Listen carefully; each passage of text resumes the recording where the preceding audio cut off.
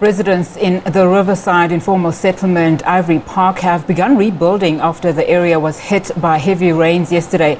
Several shacks have been destroyed by the flooding. Our senior reporter, Mahlako Komane, joins us from Ivory Park. Mahlako, thank you so much for your time this afternoon. Now, this area keeps being hit by floods year in, year out. I remember in 2019 already, residents there asking for government intervention. Talk to us about the latest damage and what are you seeing? Yes, indeed. Good afternoon to you, Unati. It really, you can just see right now. Let me just step out of this shot. You can see that residents have started with the rebuilding process. It was yesterday here in the evening when, that storm that came through, I think it was, we call them flash floods. But you can see they are literally, the informal settlement here is literally built on the banks of the river. We're standing just a little bit further away from, the river, but you can actually see that water was as far as we are, a few meters outside of the where the river is. The water had come up this far as well.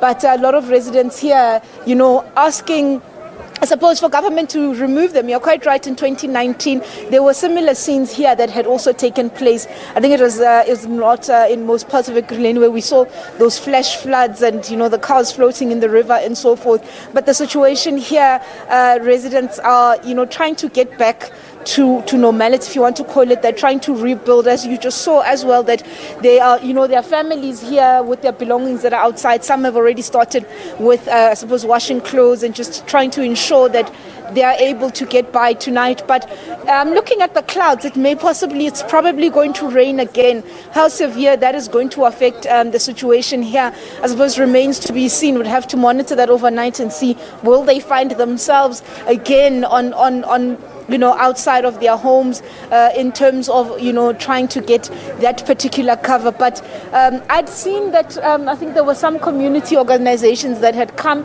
and had given some bread and I think it's juice that they were given here, I suppose, just to try and that small relief that would provide.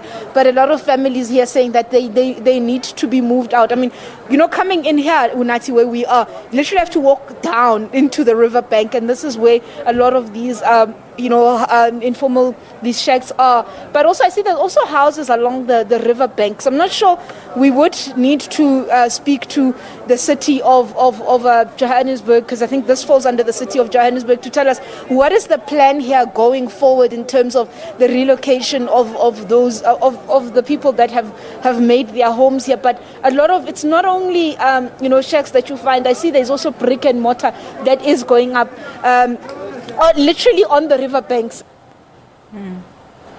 Now, as you were panning the camera, one can see, it doesn't seem like there's some sort of urgency in terms of quickly making plan B. You talk about the weather not looking so great, possible threats of more rain, possible more flooding.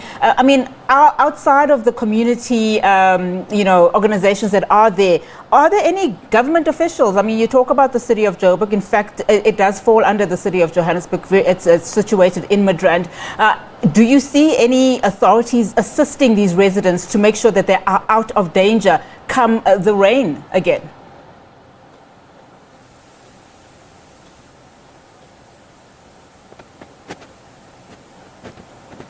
All right, we seem to have lost Mahlako's mic there, but we will certainly be monitoring this story right here on the channel, of course, very concerning Riverside informal settlement residents there trying to pick up the pieces, as you've seen, lots of them lost their belongings due to those floodings yesterday in the area.